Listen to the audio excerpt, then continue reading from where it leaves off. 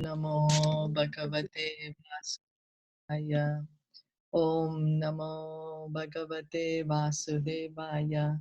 Om Namo Bhagavate Vasudevaya. Narayanam Namaskritya Naram Chaiva Narottamam Devim Saraswatim Vyasam Tato Jayam Udirayet. Nashta Prayeshu Abhadreshu Nityam Bhagavata Sevaya Bhagavate Uttama Shloke Bhaktir Bhavati Neshtiki. Om Agyana Timirandasya Gyananjana Shalakaya Chakshurunmilitam Yena Tasmai Shri Gurube Namaha. Sri Caitanya Manobhistam Sthapitam Yena Bhutale Swayam Rupa Kadamayam Dadati Swapadantikam. Vandeham Shri Guru Shri Yuta Padakamalam Shri Gurun Vaishnavamscha Shri Rupam Sagarajatam Sahagana Raghunathanvitam Tam Sajivam Sadvaitam Savadutam Parijana Sahitam Krishna Chaitanya Devam Shri Radha Krishna Padan Sahagana Lalita Shri Vishakhanvitamscha. He Krishna Karuna Sindhu Dinabandho Jagatpate Gopesha Gopika Kanta Radha Kanta Namostute Tapta Kanchana Gaurangi Radhe Vrindavaneshwari Vrishabhanu Sute Devi Pranamami Hari Priye Nama Om Vishnu Padaya Krishna Pristhaya Bhutale Srimate Bhaktivedanta Swamin Iti Namine Namaste Saraswati Deve Gauravani Pracharine Nirviseshasha Shunyavadi Paschatya Deshatarine Vanchakalpa Tarubhyascha Kripa Sindhu Evacha Patitanam Pavanebhyo Vaishnavebhyo Namo Namaha. Jai Sri Krishna Chaitanya Prabhu Nityananda Shri Advaita Gadadhara Shri Vasadi Gaura Bhakta Vrinda. Hare Krishna Krishna Krishna Hare Hare Hare Rama Rama Rama Hare Hare. So we continue our reading of Srimad Bhagavatam. Are you able to see the screen of Yes. of the Bhagavatam page? No, not yet. Oh, of the Bhagavatam you're not able to. Okay, I'll just do it this way. Okay, so Canto 2, Chapter 6, Text 20. Padastrayo bahishchasan aprajanam ya ashramaha antastri lokyastva aparo grahamedo abrahadvritaha. Translation and purport by His Divine Grace, A.C. Bhaktivedanta Swami Srila Prabhupada. The spiritual world, which consists of 3/4 of the Lord's energy, is situated beyond this material world, and it is especially meant for those who will never be reborn.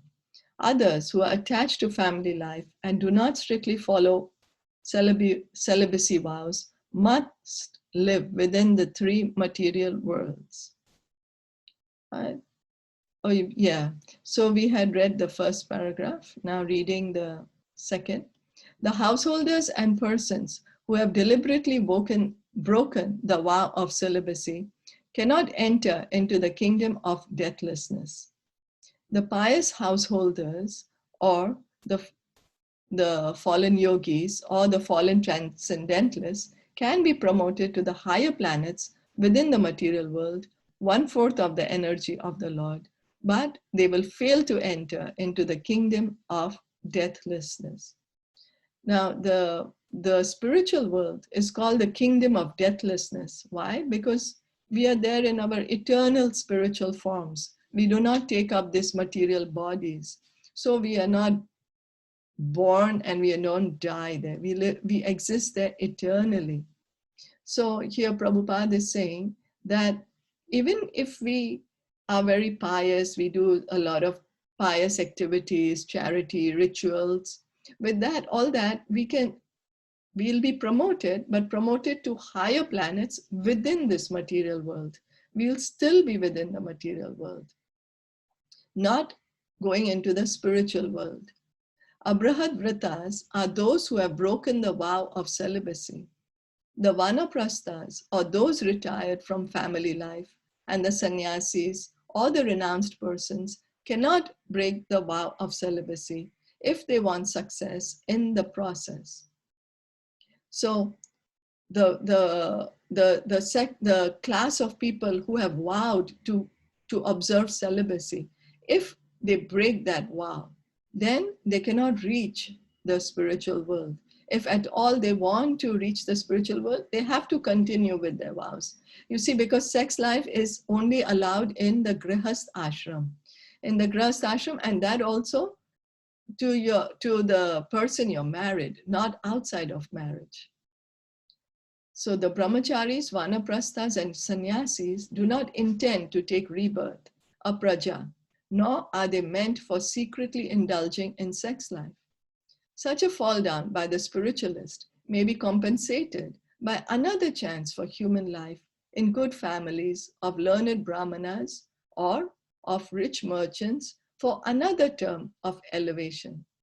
But the best thing is to attain the highest perfection of deathlessness as soon as the human form of life is attained. Otherwise, the whole policy of human life will prove to be a total failure. Lord Caitanya was very strict in advising his followers in this matter of celibacy. One of his personal attendants, Chota Haridas, was severely punished by Lord Caitanya because of his failure to observe the vow of celibacy. So Lord Caitanya, he was a strict sannyasi. He was very strict on himself.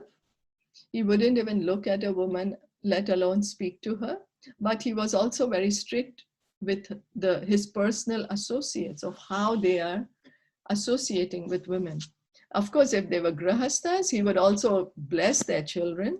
But if they were in the renounced order of, if they were brahmachari, then he was very strict. So one of his disciples was Chota Haridas, and he got severely punished by Lord Chaitanya. He just only looked at a woman, and Lord Chaitanya told him to go away from his company, just to set an example, to set a standard that people who are taken up the spiritual life as brahmacharis or vanaprasthas or sannyasis should keep the vow, and not in the name of spirituality indulge in illicit sex affairs with others. For a transcendentalist, therefore, one who at all wants to be promoted to the kingdom beyond material miseries, it is worse than suicide to deliberately indulge in sex life, especially in the renounced order of life. So sannyasis, are strictly forbidden because they have given up the world. So the sannyasis who in the name of spirituality are indulging in sex life are severely condemned. Sex life in the renounced order of life is the most perverted form of religious life, and such a misguided person can only be saved if, by chance, he meets a pure devotee. So these are like so-called sannyasis. They have just changed their dress outside, but the heart is not yet changed. And then the only way they can be saved is if they meet a pure devotee who can train them in the proper etiquette and properly executing Krishna consciousness. So reading on, text 21. Sriti vichakrame vishwan shashana shane ubhe yad avidya cha purushastubha yashrayaha. By his energies, the all-pervading personality of Godhead is thus comprehensively the master in the activities of controlling and in devotional service. He is the ultimate master of both nescience and factual knowledge of all situations. The word Vishwan is significant in this verse. One who travels perfectly in every field of activity is called the Purusha or Kshetragya. These two terms, Kshetragya and Purusha, are equally applicable to both the individual self and the Supreme Self, the Lord.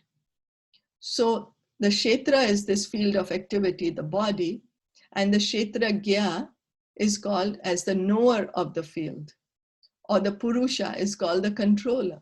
So both the super soul and the soul are called Kshetragya because the soul knows about his own body, but whereas the super soul knows about everyone's body. In the Bhagavad Gita 13.3, the matter is explained as follows. Kshetragyam chapi mam vidhi sarva kshetreshu bharata kshetra kshetragyor jnanam yat taj jnanam matam mama. Kshetra means the place, and one who knows the place is called the Kshetragya. The individual self knows about his limited field of activities, but the Supreme Self, the Lord, knows about the unlimited field of activities. The individual soul knows about his own thinking, feeling, and willing activities.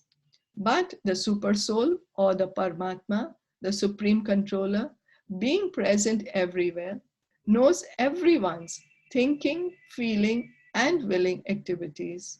And as such, the individual living entity is the minute master of his personal affairs, whereas the Supreme Personality of Godhead is the master of everyone's affairs, past, present, and future. Vedaham, Samatitani, etc. So, if suppose we are sick, we have a headache, only we can feel it. Even another, no matter how dear they are to us, they cannot actually feel our suffering. They can empathize with us, sure.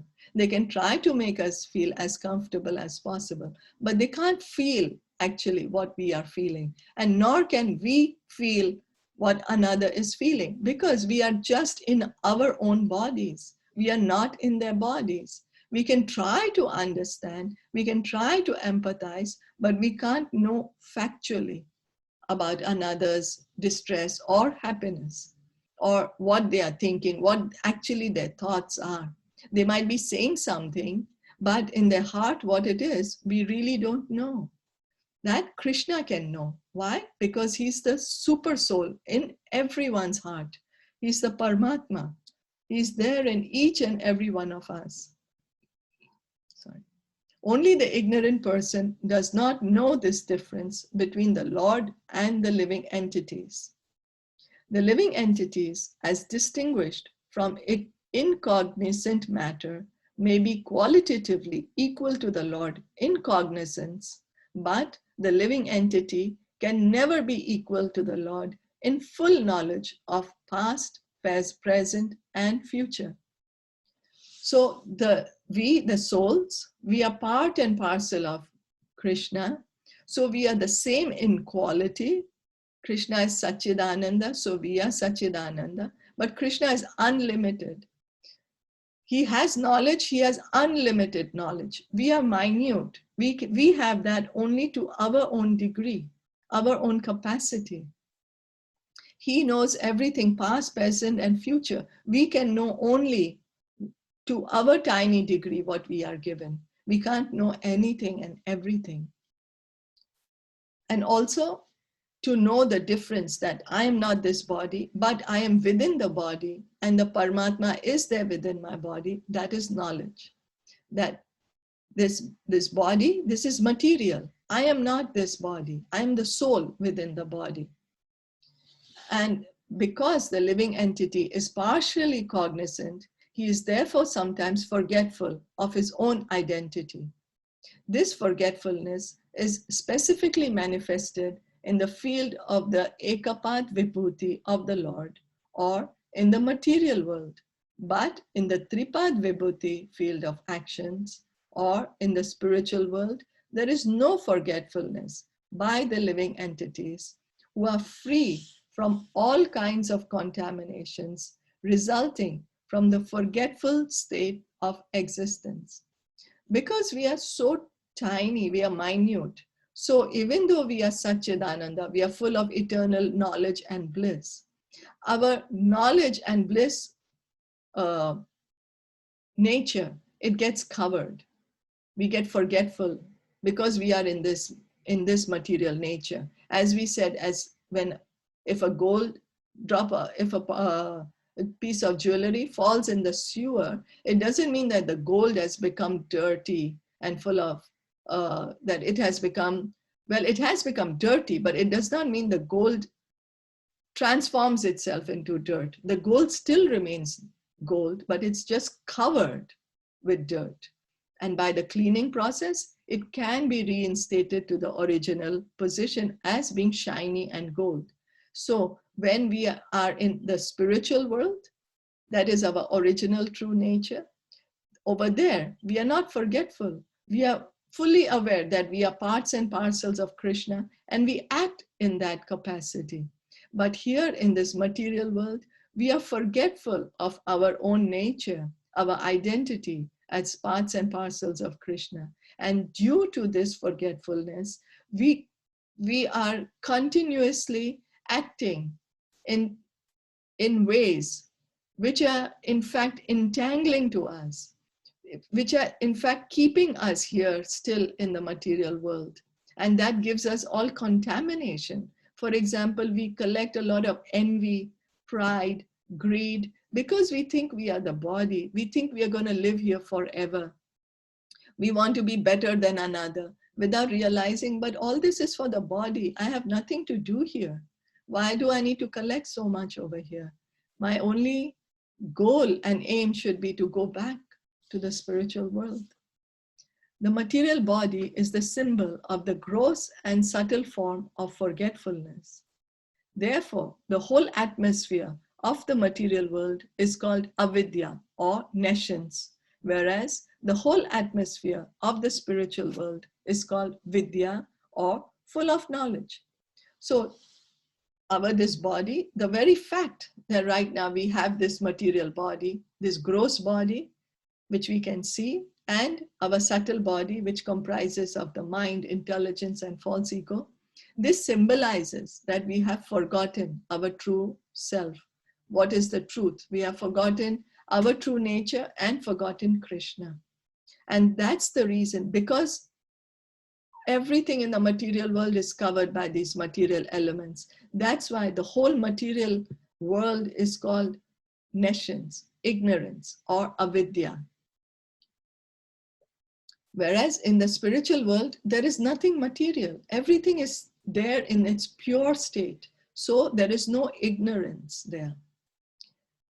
So our ignorance is that we think we are the body.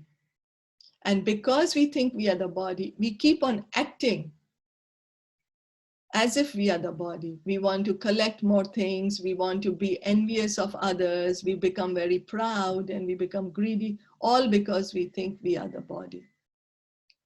There are different stages of avidya, and they are called dharma, artha, and moksha.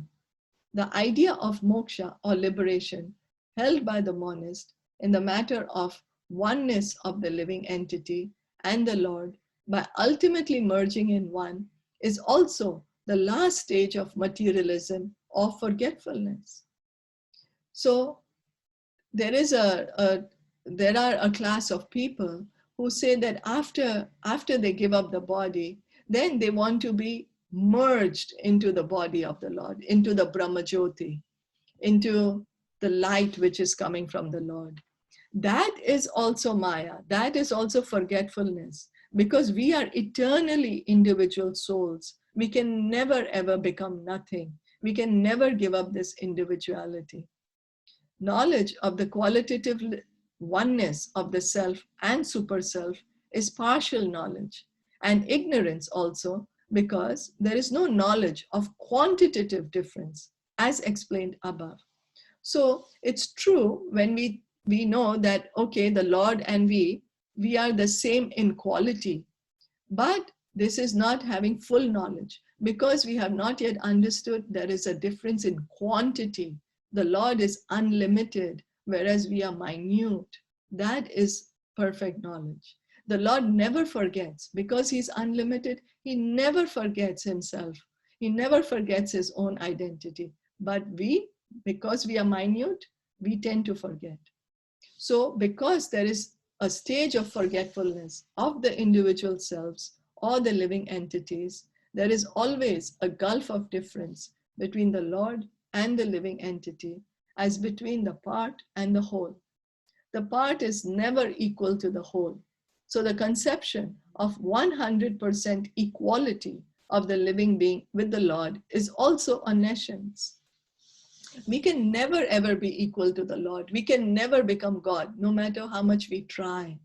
As we say that the capacity of a 2G phone can just run up to 2G. It does not have the capacity of 5G. It just can't do it. Same way, we are insignificant. We are infinitesimal. How can we be God? We can right now see with our own activities. If somebody was to tell us, lift this building for one moment, are we able to do that?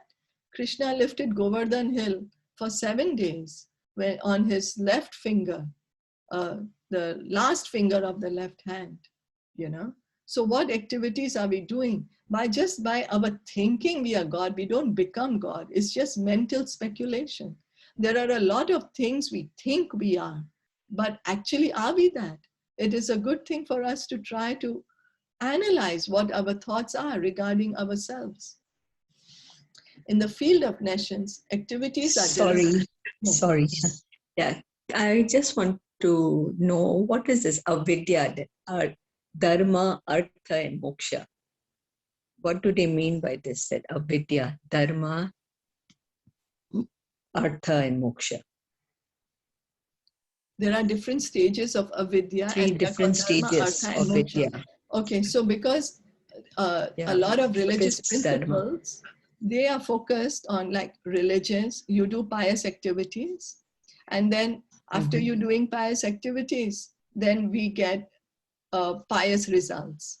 Now, because of pious results, we become economically comfortable. We become happier because then we get, you know, money. We are able to do the things we want to do because we did some religious activity. So we get good results. With that good results, we get a lot of money. We get maybe beautiful, and then we are able to enjoy life as we think that we will be able to. But then after we are in trying to enjoy, we realize, oh, but there is no enjoyment. No matter how much ever money I'm getting, no matter how much knowledge I'm getting, no matter how beautiful I am, I'm not able to enjoy it. Where is that enjoyment? And so then we say, okay, I don't want anything. We get frustrated. In fact, the more we try to enjoy, the more we end up suffering. So then we feel, okay, I want to give up all this and I want to become one with the Lord. And that is moksha, you know, or that I want to become one. I want to just give up my total existence because I'm so frustrated. I don't even want to remain an individual anymore. So all this is ignorance that, okay, first we try to do pious rituals, ritualistic activities. And then with that, then after we try to enjoy our life and our senses, but then we realize there is no enjoyment, there's in fact suffering. Then we say in frustration, I want to become God. I am God, you know, I will become God. All this is ignorance of our true self, because we are eternally souls, part and parcel of Krishna. We are actually Satchidananda, full of eternal bliss and knowledge. And this is not our true home. Our true home is in the spiritual world, in one of the spiritual planets. So that's why this is called avidya, because so all the human energy is wasted in these three things. Dharma, artha. With artha actually comes kama. Dharma means doing these religious pious activities. Artha means because we do pious activities, we get economic benefits. with this economic benefits, we want to try to enjoy life, enjoy our senses. That's called karma. But with that, how much ever karma we do, we get, we feel we are not satisfied. And then in frustration, we want moksha. So all this is ignorance. Okay. All right. Is that okay? Yeah. Yeah. Yeah. Okay. In the field of nescience, activities are directed towards lording it over the creation. In the material world, therefore, everyone is engaged in acquiring material opulence to lord it over the material world. Therefore, there is always clash and frustration, which are the symptoms of nescience. So here in this material world, we are always, there is no peace between each other. Why? Because we all think that I should have everything. Everything is for my pleasure. But each of us is thinking like that. So each of us is thinking, no, you should give me pleasure. And then I am thinking you should give me pleasure. And you are thinking I should give you pleasure. So in that, there is a clash. So this clash, it grows from person to person, from community to family, society to society, country to country. That's the reason we see that so all the countries, they spend so much in defense and weapons, because everybody's thinking all what I am seeing is for me. I should be able to enjoy it. Everything and everyone should serve me. In fact, we don't realize that we are in fact serving all the time. We are serving our family, our teachers, our employers, and if not anyone else, we are serving our senses, because the senses demand, okay, you must see this thing, you must hear this thing, you know. So, but in the field of knowledge, there is devotional service to the Lord, bhakti. Therefore, there is no chance of being contaminated by the influence of nescience or forgetfulness, avidya, in the liberated stage of devotional activities. So, but what is knowledge? Knowledge is that everything belongs to Krishna. So it should be used in his service. And that is devotional service. And when we act in that way, then there is no clash. Then everybody can cooperate nicely, because Krishna is the center. It's not that we are the center. Then there is peace and harmony. You know, it's not that we go live in the forest. We can be in our families and then look at each other as, oh, my family is given to me by Krishna. They belong to Krishna. They don't belong to me. I didn't bring them when I was born. Neither will I be able to take them when I die. So they all belong to Krishna. And then together, when we are having that oneness in spirit, there can be peace of mind, peace in the family, peace in the society, and peace in the whole world. Thus, the Lord is thus the proprietor of the fields, both of nescience and of cognition. And it remains the choice of the living entity to exist in either of the above regions. So it just boils down to us. Where do we want to be? In this material world, which is full of ignorance, or in the spiritual world, which is full of happiness, knowledge? And then while living in this material world also, we have a choice. What activities do we want to engage in? If we engage in activities of devotional service, those activities are joyful. Hearing and chanting about Krishna, it is full of joy. Singing and chanting in front of the deity, listening to kirtan, looking at, worshipping the deity, looking at the deity, how they are beautifully, gorgeously dressed. All these are joyful things.